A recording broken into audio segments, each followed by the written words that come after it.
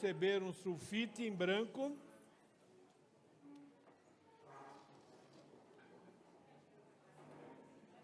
Cuidem dos visitantes, tem visitantes hoje conosco. Isso, muito bem.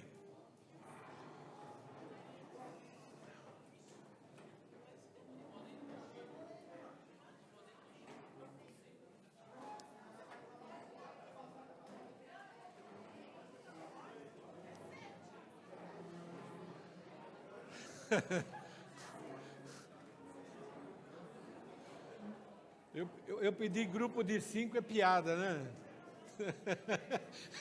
Não tem jeito.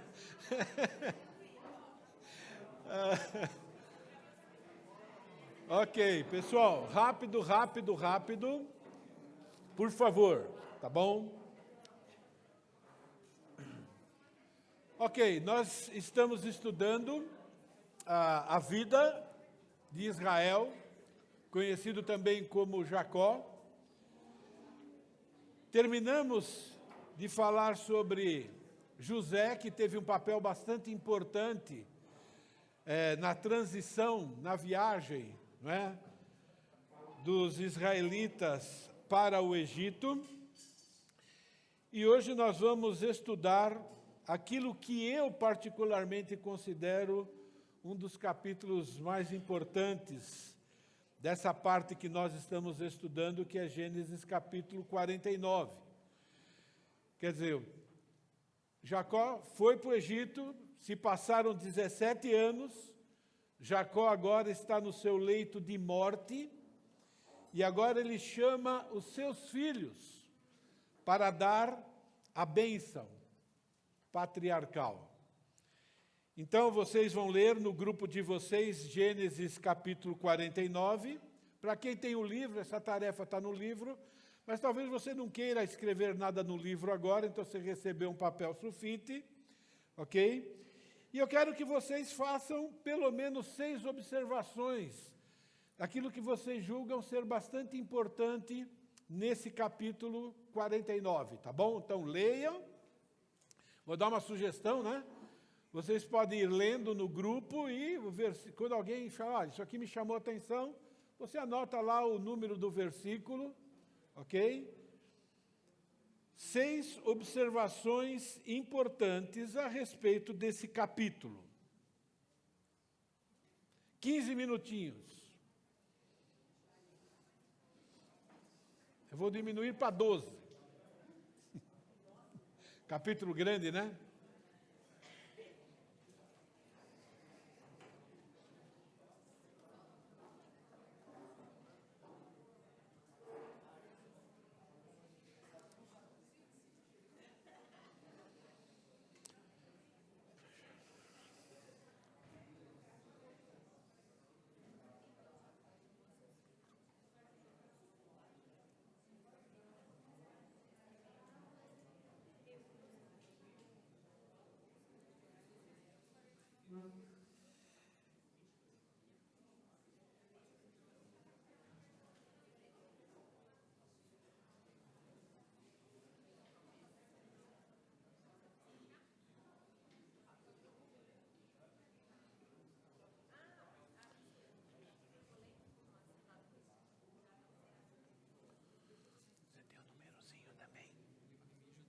Deu o númerozinho.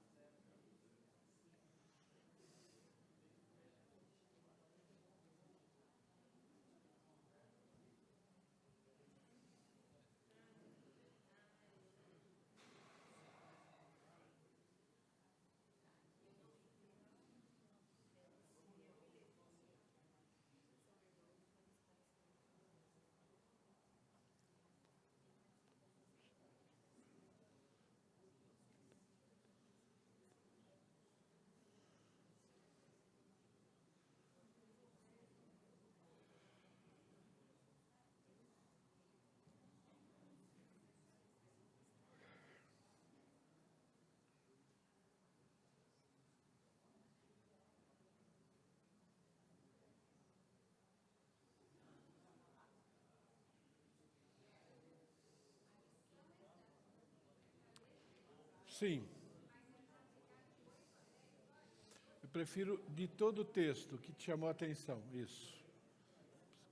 Talvez vocês não vão conseguir chegar até o fim.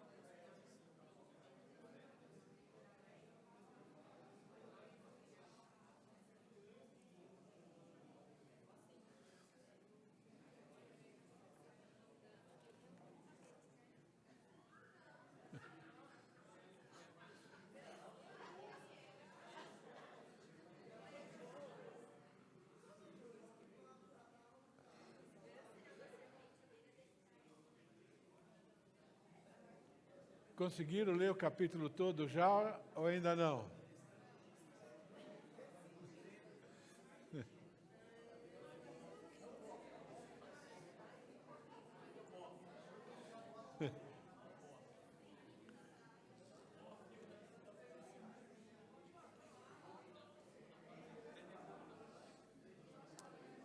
Ok, pode parar, não tem problema que não terminaram, tá bom?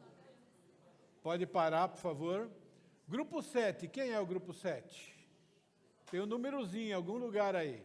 Quem está com o númerozinho 7? Eita vida, perderam, né? Ok, leia uma observação.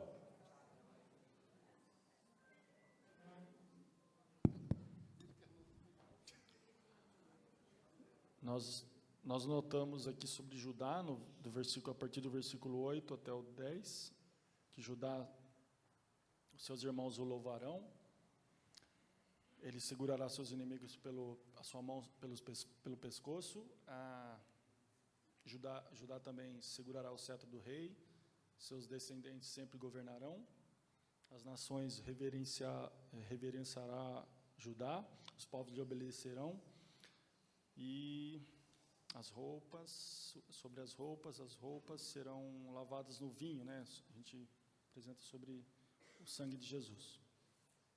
Aí tem um monte de observação, mas tudo bem. Ok. Grupo 3, alguma observação que o grupo 7, não sei quem é o grupo 3, estou chutando, aqui na frente. Vocês deviam ser o grupo 7, né? Vocês estão em 7. A gente foi anotando as Tá certo. de cada filho, né? Só chegamos em Dan. Isso. Agora, Então, um só. é o Rubem, né?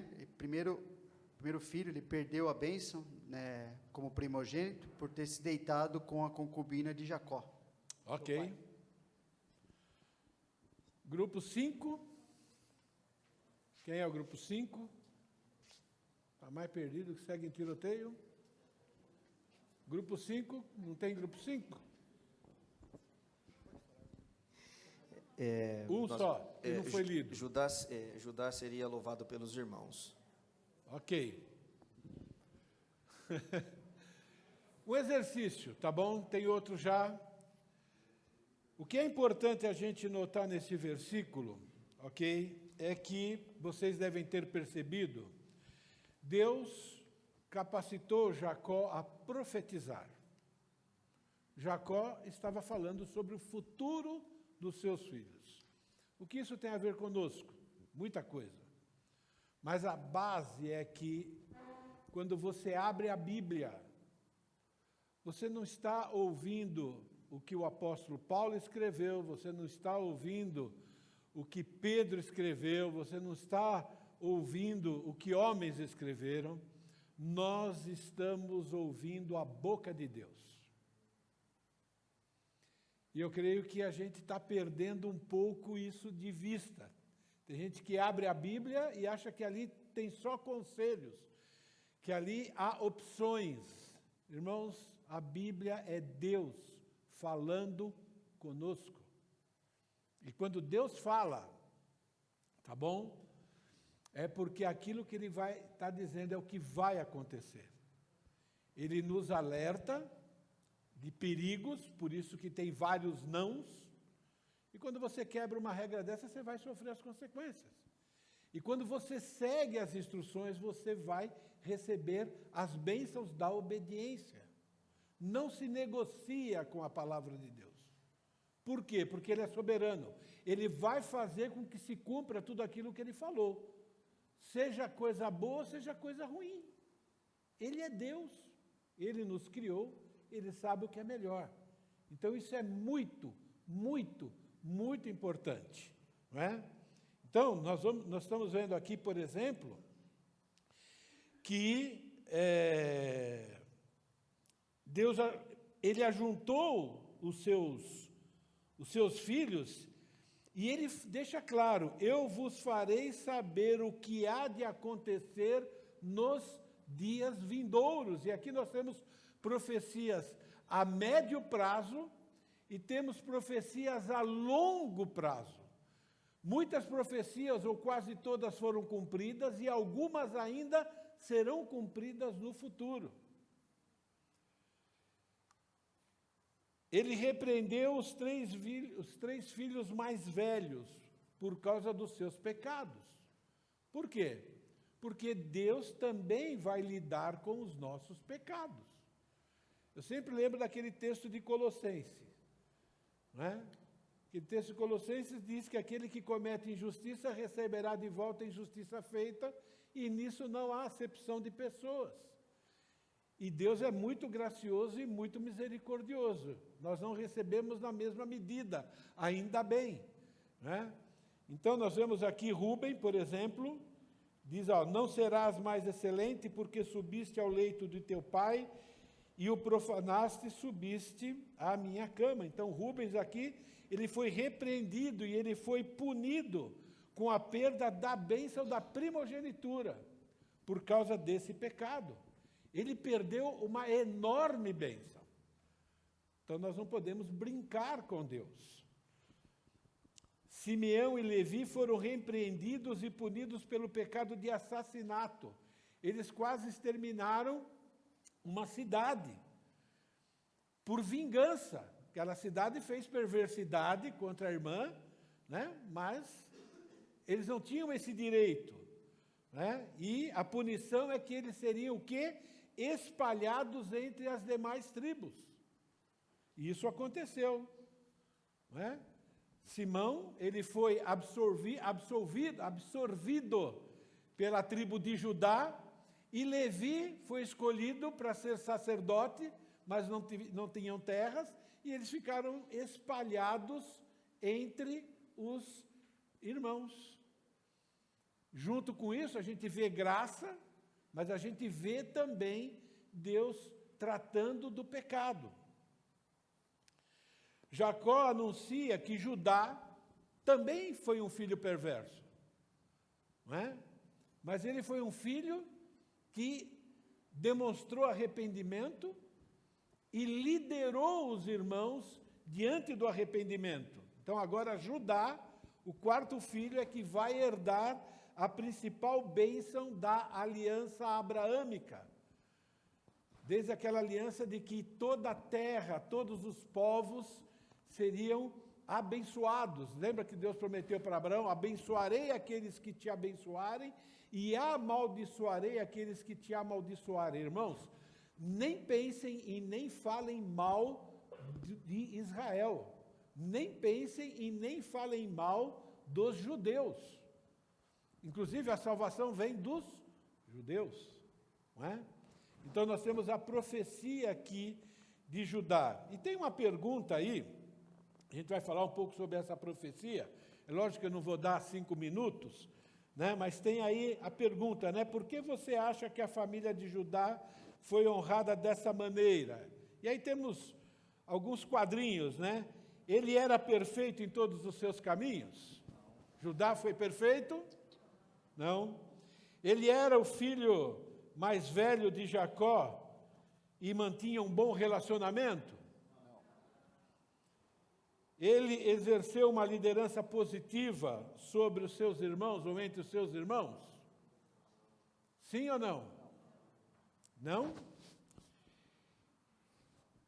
Ele tinha permitido que Deus transformasse a sua fé e a sua vida? Ok. Ele exerceu uma liderança positiva entre os irmãos também, mas primeiro ele exerceu uma liderança negativa. Ele é que liderou a venda de José como escravo. Mas ele também foi o primeiro a liderar os irmãos ao arrependimento, e ele disse: eu fico no lugar de Benjamim. Então ele liderou tanto negativamente como positivamente. Mas por último, liderou positivamente, não é? Isso tem uma grande lição para nós. Não há pecado que nós possamos, ou venhamos, ou tenhamos já cometido, que não haja perdão e restauração. Não há pecados que façam com que nós não sejamos novamente abençoados por Deus e colocados num patamar de bênção de liderança. Isso é uma bênção para nós. Não é? Isso nos dá, eu vejo assim Judá como o exemplo do verdadeiro cristão convertido. Não é? Uma porcaria de vida antes de conhecer Jesus. Às vezes, depois de conhecer Jesus, ainda comete alguns pecados ruins. Às vezes tem até um período de porcaria de vida, mas sempre com oportunidade de se arrepender, e ao nos arrependermos, podemos ser restabelecidos na posição de filhos e herdeiros de Deus. Isso é que é o Evangelho, não é? E eu quero falar um pouco sobre isso, sobre Judá. Apesar dele ser o quarto filho, ele foi escolhido para ser o filho especial. Talvez nós deveríamos achar que deveria ter sido José, não é? Mas não foi José. Foi Judá. Então, foi dito aí algumas promessas feitas para Judá. As outras tribos de Israel, isso é, todos os irmãos de Judá, se curvarão a ele. Da mesma forma que se curvaram diante de José, agora eles iam se curvar diante de Judá.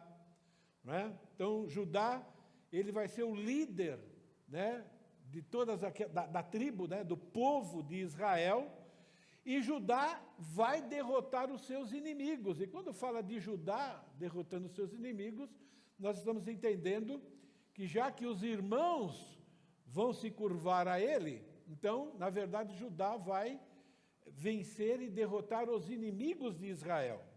Judá, os teus irmãos te louvarão, a tua mão estará sobre a cerviz de teus inimigos, os filhos de teu pai se inclinarão a ti. Nessa profecia, Jacó afirma que o clã de Judá será formado por guerreiros valentes e formidáveis. Judá, o leãozinho, da presa subiste, filho meu, encurva-se e deita-se como leão e como leoa, quem o despertará? Eu fico imaginando, né, tudo que está envolvido nessa promessa, mas a ideia aqui é, quem é que vai mexer com esse exército? Quem é que vai desafiar Judá e seu exército? Quem é que vai ter coragem de desafiar esse líder? É uma boa promessa. E nós temos que pensar, bom, quando é que isso foi cumprido? Vai ser cumprido? Foi cumprido parcialmente, mas é uma promessa. O descendente de Judá governará não apenas a família de Israel, mas também outras nações. O cetro não se arredará de Judá, nem o bastão entre os seus pés, até que venha Siló e lhe obedecerão os povos. E interessante que povos aqui está no plural. No Antigo Testamento se refere aos não gentios, aos não israelitas. Os povos aqui são todos aqueles que não são descendentes de Jacó. Os povos aqui são todos os não israelitas daquela região e do mundo. E está dizendo que aqui os gentios, os outros povos, as outras nações que não são Israel, vão obedecer a Judá. Parte dessa profecia se cumpriu. Parte pequena. Quando Davi reinou, ele dominou toda aquela região, e Salomão também. Tanto que vocês sabem da história, né? De que pessoas vieram de fora para ouvir a sabedoria de Salomão. Outras nações pagavam impostos para Salomão, e Salomão garantia segurança, não somente da nação de Israel, mas a segurança para essas outras nações. Então, parte se cumpriu, mas não se cumpriu plenamente. Isso significa que existe uma parte da profecia que ainda vai se cumprir. Através de Judá, ou do descendente de Judá, né, todas as nações, um dia, vão se curvar e vão receber as bênçãos dessa proteção, dessa liderança.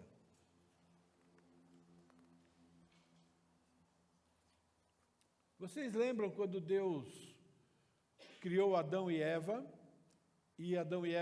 foram criados perfeitos, e Deus deu uma ordem para Adão de dar nomes, de administrar tudo aquilo, não é? E deu para Adão também um alerta, uma proibição de não comer o fruto. Mas qual era o plano original? Cuidado com o que eu estou dizendo, não é porque tudo é plano original de Deus, mas qual é o plano ou o princípio, né, dessa ordem dada a Adão? Que através de Adão, ao seguir a instrução de Deus, Adão iria ser corregente de Deus, mantendo a terra em ordem e em harmonia. Uma terra, o planeta todo sendo abençoado. Quando Deus está profetizando a respeito de Judá, Ele está falando sobre a restauração desse plano que Deus tem para toda a humanidade. E a gente sabe que esse plano se cumpre em Cristo. E a gente vai ver isso claramente, ainda hoje, de maneira rápida. A tribo de Judá carregará o cetro real. O cetro aqui é sinal de liderança sobre todas as tribos de Israel. O cetro não se arredará de Judá, nem o bastão dos seus pés, até que venha Siló, e a ele lhe obedecerão os povos. Percebam que o ele aí é um pronome pessoal, singular. Então, é uma profecia feita a um descendente de Judá. Sabemos que se refere a Cristo, e eu coloquei um texto aí do Novo Testamento, que a gente lê bastante quando é Natal, né, que nós temos aí a descendência, a árvore genealógica de Jesus Cristo. E olha que interessante, né? Jesus Cristo, então é a genealogia dele, filho de Davi e filho de Abraão. Normalmente, se fosse seguir a ordem, teria que vir primeiro Abraão e depois Davi. Mas o que Mateus está lembrando aqui? Mateus está lembrando que Jesus veio para cumprir uma profecia de assumir o trono de Davi, e Davi é descendente de Judá. E aí ele volta para Abraão, mostrando que a promessa foi feita originalmente para Abraão: em ti serão benditas todas as famílias da terra. Aqueles que te abençoarem serão abençoados, e aqueles que te amaldiçoarem serão amaldiçoados. E aí nós temos a genealogia, que aí vem Isaque, que é filho de Abraão, Jacó, filho de Isaque, e agora Judá, mostrando que ele herdou essa promessa patriarcal. E aí depois continua a genealogia e mostra que quem deveria estar reinando no lugar de Herodes, na época que Jesus nasceu, era José. Mas por causa do domínio romano, que era também por causa da desobediência de Israel, é que Israel estava, entre aspas, sob disciplina de Deus, naquele contexto. Então, Judá, aqui, aponta para Jesus. Jesus é o cumprimento perfeito dessa profecia feita a Judá. A promessa de Davi é uma confirmação da promessa feita para Abraão, que é uma confirmação da profecia feita de Jacó, ou por Jacó, em relação a Judá.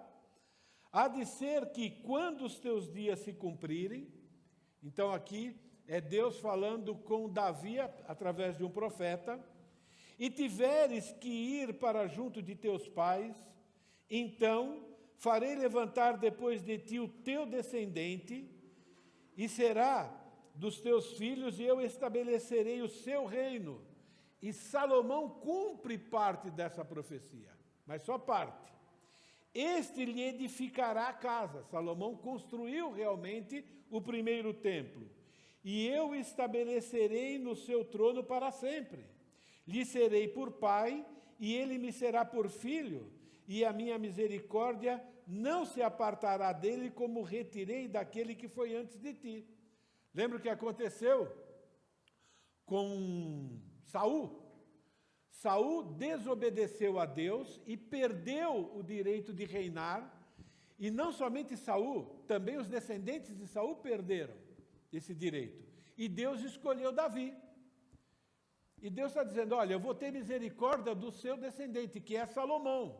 E nós sabemos que Salomão, ele não foi excelente aos olhos de Deus, pelo contrário. Mas Deus diz, mas eu não vou fazer com Salomão da mesma maneira que eu fiz com Saul. Com ele eu vou ter misericórdia e a sua posteridade vai continuar. Não é?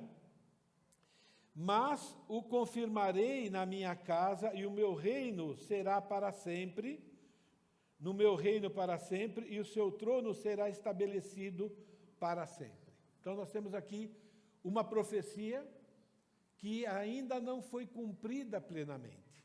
Depois nós vamos estudar um pouco mais da história de Israel.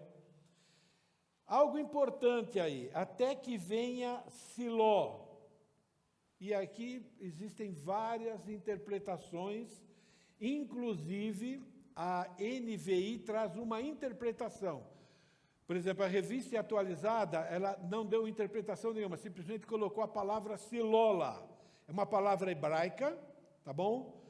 Pode ser o nome de uma pessoa, pode ser o nome de uma cidade no centro de Canaã, não se sabe. Alguns afirmam que é o título, um dos títulos do Messias, porque essa palavra também tem aquele significado de pacífico, pacificador, e Jesus é anunciado em Isaías como príncipe da paz.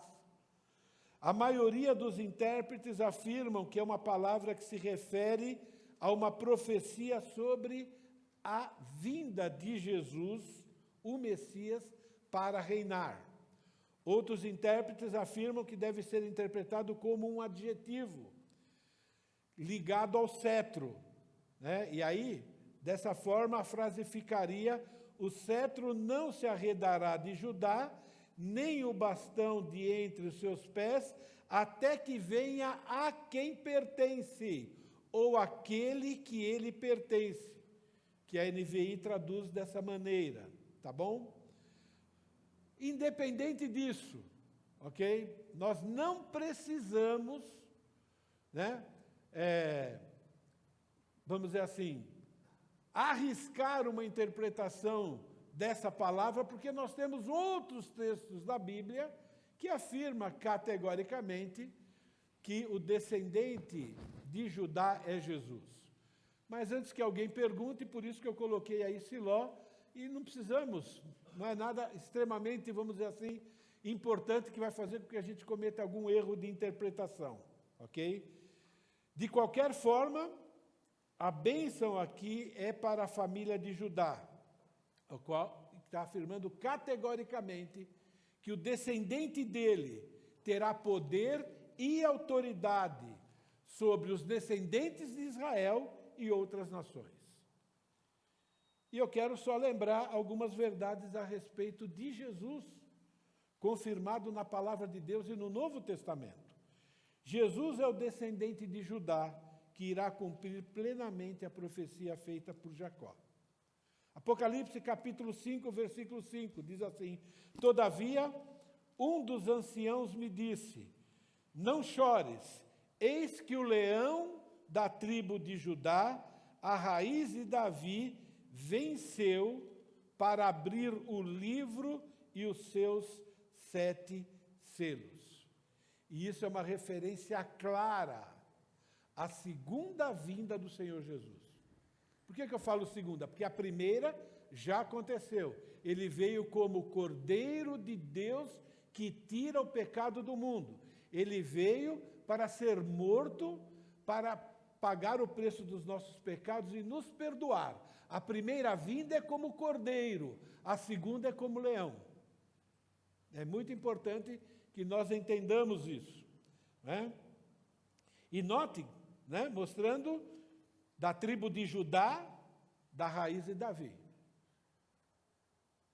ele vai cumprir a profecia feita por Jacó. E nós estamos aguardando essa promessa. Apocalipse, capítulo 19, versículos de 11 a 16. Vi o céu aberto, então lembra, Apocalipse, último livro do Novo Testamento, profecias das coisas que ainda irão acontecer, que ainda não aconteceram. Vi o céu aberto e eis um cavalo branco. Seu cavaleiro se chama Fiel e Verdadeiro, e julga e peleja com justiça. Os seus olhos são chama de fogo. Na sua cabeça há muitos diademas. Tem um nome escrito que ninguém conhece, senão ele mesmo. Está vestido com um manto tinto de sangue, e o seu nome se chama o Verbo de Deus. Quem é o Verbo de Deus? O Evangelho de João. João apresenta no seu Evangelho Jesus como o Verbo que se fez carne. E seguiam-no os exércitos que há nos céus. Você lembra da profecia feita sobre Judá? Um exército valente, um exército poderoso? Jesus vai vir com esse exército. Ele nem precisa desse exército para vencer, mas ele vai cumprir a profecia. Só com o sopro da boca de Jesus, tudo deixa de existir. Mas ele vai vir com o seu exército, montando cavalos brancos com vestiduras de linho finíssimo, branco e puro. Sai da sua boca uma espada afiada. O verbo agora vai pronunciar palavras agora de julgamento, para com ela ferir as nações. O mundo hoje, as nações hoje, amam o Senhor Jesus ou odeiam o Senhor Jesus? Seguem as instruções da palavra de Deus ou não estão nem aí para a palavra de Deus? Receberam Jesus como Senhor e Salvador ou estão rejeitando Jesus como Senhor e Salvador? Então é por isso, ele vai ferir as nações. Ele mesmo regerá com cetro de ferro e pessoalmente pisa o lagar do vinho do seu furor. A ira do Deus Todo-Poderoso tem no seu manto e na sua coxa um nome que está escrito: Rei dos Reis e Senhor dos Senhores. Essa profecia te anima? Para mim, me anima. Nós estamos vendo tanta injustiça acontecendo no mundo, e o mundo, cuidado, né, acusando Deus. Onde está Deus? Onde está Deus? Quando Deus se mostrar, o mundo não vai querer ver esse Deus. Não é? Jesus não foi derrotado naquela cruz, nós sabemos disso. Ele nem foi um coitado naquela cruz. E ele nem foi um indefeso naquela cruz. Naquela cruz, Jesus poderia ter fulminado instantaneamente todas as pessoas que estavam assistindo aquele espetáculo. Ele poderia ter fulminado num simples sopro.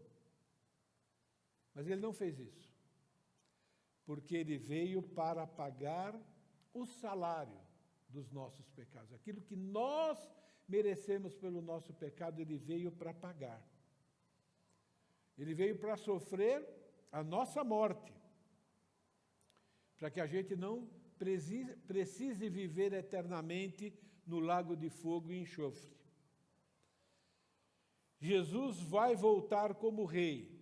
Ele vai reinar, sim, fisicamente sobre Israel, e não só sobre Israel. Ele vai reinar sobre todas as nações no mundo, está escrito. Por isso que nós temos profecias lá do Antigo Testamento que já foram cumpridas.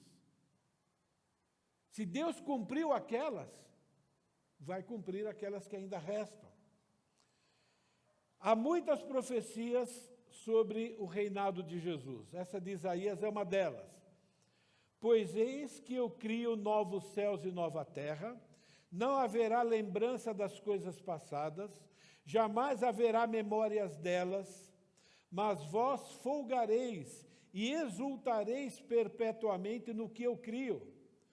Porque eis que crio para Jerusalém alegria e para o seu povo regozijo. exultarei por causa de Jerusalém e me alegrarei no meu povo, e nunca mais se ouvirá nela nem voz de choro, nem de clamor. É triste lembrar do Holocausto, ok? Mas nós sabemos o que aconteceu com o povo de Israel no Holocausto. Foi também por causa da desobediência deles terem rejeitado o Messias. Mas nós sabemos também, né, como Nabucodonosor passou da conta, né, ao punir o povo de Israel e foi penalizado com isso. Também essas pessoas passaram da conta, mas está dizendo aqui que isso nunca mais vai acontecer depois que Jesus reinar. Tem mais. Não haverá nela mais criança para viver poucos dias, nem velho que não cumpra os seus, porque morrer aos 100 anos é morrer ainda jovem. Pensa nisso. Morrer aos 100 anos, quando Jesus voltar para reinar no milênio, é morrer como se fosse criança ainda. Eu interpreto da seguinte maneira. A Bíblia começa mostrando quanto tempo os homens viviam. Lembra? Matusalém, né? O milênio vai ser a mesma coisa. Morrer aos 100 anos é quando a pessoa cometer um pecado muito grave, provavelmente Deus, e Jesus simplesmente vai punir com aquilo que tem que punir. Né? Nós não gostamos de pena de morte. A pena de morte ela é perigosa, porque pode cometer injustiça e matar inocentes, mas quando Jesus estiver reinando, ele é onipresente e onisciente. Ele nunca vai cometer nenhuma injustiça. Eis que edificarão casas e nelas habitarão, plantarão vinhas e comerão do seu fruto. É uma profecia, primeiro, para a nação de Israel. Israel é uma nação pequenina, perto de outras nações hoje. Vocês sabem que Israel está sempre em guerra, continua em guerra, hoje tem guerra lá. Israel sofre ataque todos os dias, não é? Mas quando Jesus voltar, isso não vai mais acontecer. Jesus vai voltar, ele vai restaurar a nação de Israel. Israel vai ser a nação forte, uma nação poderosa, e de lá Jesus vai reinar as outras nações. É isso que vai acontecer. Tudo isso porque Deus capacitou Jacó a profetizar. Olha a continuação. Não edificarão para que outros habitem. Porque isso aconteceu com Israel. Construíram, né? Aí veio Nabucodonosor e tomou conta daquela região, eles reedificaram, veio outros povos e tomaram conta. Os romanos chegaram lá e tomaram conta, mas está dizendo, olha, não edificarão para que outros habitem, não plantarão para que outros comam, porque a longevidade do meu povo será como o da árvore. Os meus eleitos desfrutarão de todo as obras das suas próprias mãos. Não trabalharão debalde, nem terão filhos para calamidade, porque são a posteridade bendita do Senhor. E os seus filhos estarão com eles.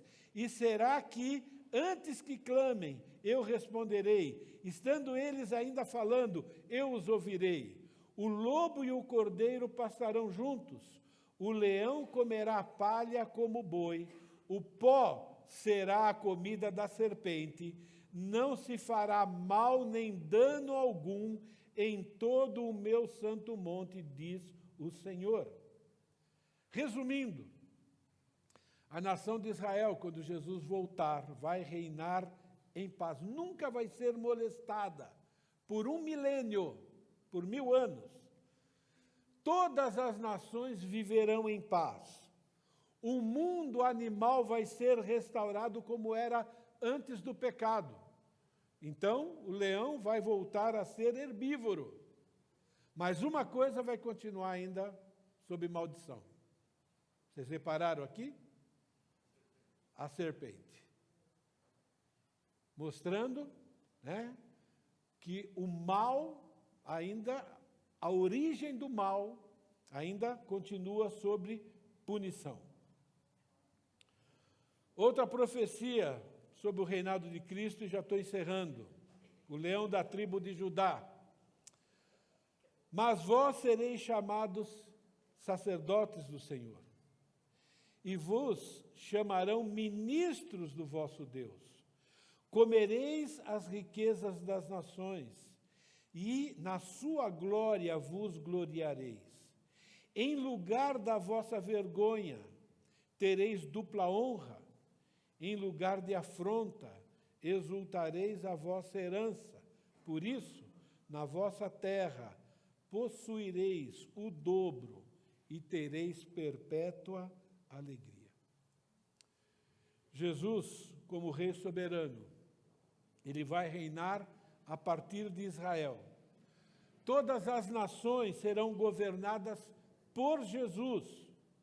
Haverá prosperidade em todo o planeta, mas em Israel a prosperidade vai ser dobrada, porque é lá que está o rei. Israel vai ser a nação mais próspera de todas as outras nações. Jesus é o descendente da mulher, aquele que está profetizado que esmagaria a cabeça da serpente e, através disso, abençoará todas as nações. Essa profecia vem sendo cumprida. Muitas pessoas estão reconhecendo Jesus como Senhor e Salvador. Muitas pessoas estão sendo abençoadas por isso. Jesus é o descendente de Abraão, que cumpre aquela promessa de abençoar todas as pessoas de todas as nações. E Jesus é o descendente de Judá e de Davi. O reino de Jesus não é um reino espiritual apenas. Vai ser um reinado físico.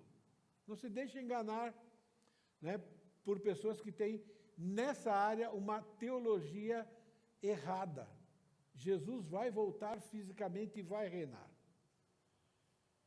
Ninguém, nenhuma nação, nenhum ser, nenhuma força pode impedir o Deus Todo-Poderoso de cumprir os seus planos. Ninguém.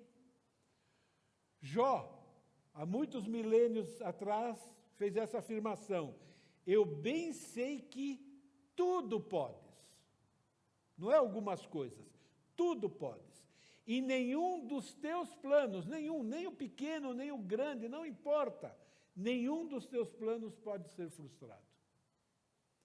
Isaías, ainda antes que houvesse dia, Deus disse: eu era, e nenhum há que possa livrar alguém das minhas mãos, agindo eu, quem impedirá? Jesus veio a esse mundo para dar oportunidade para as pessoas não precisarem experimentar a ira de Deus que será eterna. Isaías 46:10, e desde o princípio anuncio o que há de acontecer, e desde a antiguidade as coisas que ainda não sucederam, que digo, o meu conselho, os meus planos, o meu projeto permanecerá em pé, farei toda a minha vontade. As pessoas acusam de Deus estar dormindo, de Deus não estar agindo. O fato de estarmos vivos aqui e supridos é uma prova de que Deus continua agindo. Mas Ele vai agir de um jeito que todo mundo vai ver, e nem todo mundo vai gostar. O cumprimento dessa profecia está bem mais próximo do que podemos imaginar. Jesus, ele se revelou, e ele revelou ao apóstolo João os últimos acontecimentos. E lá ele diz: venho sem demora, conserva o que tens, para que ninguém tome a tua coroa. Apocalipse 22:7, eis que venho sem demora. Não se deixe enganar. Isso aqui é uma promessa Deus está dizendo, olha, você que é cristão hoje, esquece que faz 2000 anos que essa promessa foi feita e não se cumpriu. Nós não podemos pensar desse jeito. Deus está dizendo, vocês têm que pensar que Ele vem sem demora. É isso, é desse jeito que o cristão tem que viver. Eis que venho sem demora. Bem-aventurado aquele que guarda as palavras da profecia desse livro. Eis que venho sem demora, e comigo está o galardão que tenho para retribuir a cada um segundo as suas obras. Aquele que dá testemunho dessas coisas diz, certamente venho sem demora. Amém. Vem, Senhor Jesus. Por quê? Tantas vezes repetindo, eu venho sem demora. Porque a gente vive baseado naquilo que a gente vê com os nossos olhos. Aquilo que é propagado fora da palavra de Deus. Quero encerrar com essa palavra de esperança, enquanto a gente aguarda esse dia. Assim diz o Senhor, o céu é o meu trono, e a terra o estrado dos meus pés. Que casa me edificareis vós? Qual é o lugar do meu repouso? Porque a minha mão fez todas essas coisas, e todas vieram a existir, diz o Senhor. Mas o homem para quem olharei, eu olharei, aquele olhar especial, aquele olhar paterno, aquele olhar de cuidado, aquele olhar de proteção. Mas o homem para quem eu olharei, aquele olhar de misericórdia, aquele olhar de restauração, é este, o aflito e abatido de espírito, que treme diante da minha palavra. A profecia de Jacó começou assim: eu vou anunciar para vocês as coisas que vão acontecer no futuro. Ele anunciou a palavra de Deus. De Gênesis a Apocalipse, temos a palavra de Deus. Precisamos ser esse tipo de ser humano, esse tipo de cristão que treme diante da minha palavra. Isso é, que acredita nas bênçãos e nas maldições. Por isso que tem a palavra treme, por amor a Deus e por devoção a Ele. Obrigado, Deus, pela Tua palavra. Obrigado, Senhor, pelo privilégio que nós temos, não somente de ter acesso à Tua palavra, mas do poder que o Senhor nos deu através do Espírito Santo que habita em nós, de crer nela. Ajuda-nos, ó Pai querido, a não sermos hipócritas, a nos purgarmos da hipocrisia que ainda existe dentro do nosso coração. Ajuda-nos, ó Pai querido, a dar marretada na nossa velha natureza toda vez que ela desejar se manifestar. Agradecemos, ó Pai querido, pelo Teu amor e pela Tua misericórdia. A Tua misericórdia é o fato de não sermos consumidos quando pecamos contra Ti. Obrigado, Senhor Jesus. Mais uma vez queremos agradecer ao Senhor por ter morrido na cruz, por ter ressuscitado, por ter nos escolhido para fazermos parte do Teu povo. Ajuda-nos a termos uma vida digna da posição que o Senhor já nos deu, de santos e filhos de Deus, para a Tua honra e Tua glória. Em nome de Jesus. Amém. Obrigado, irmãos. Estou me despedindo, roubando de vocês 15 minutos.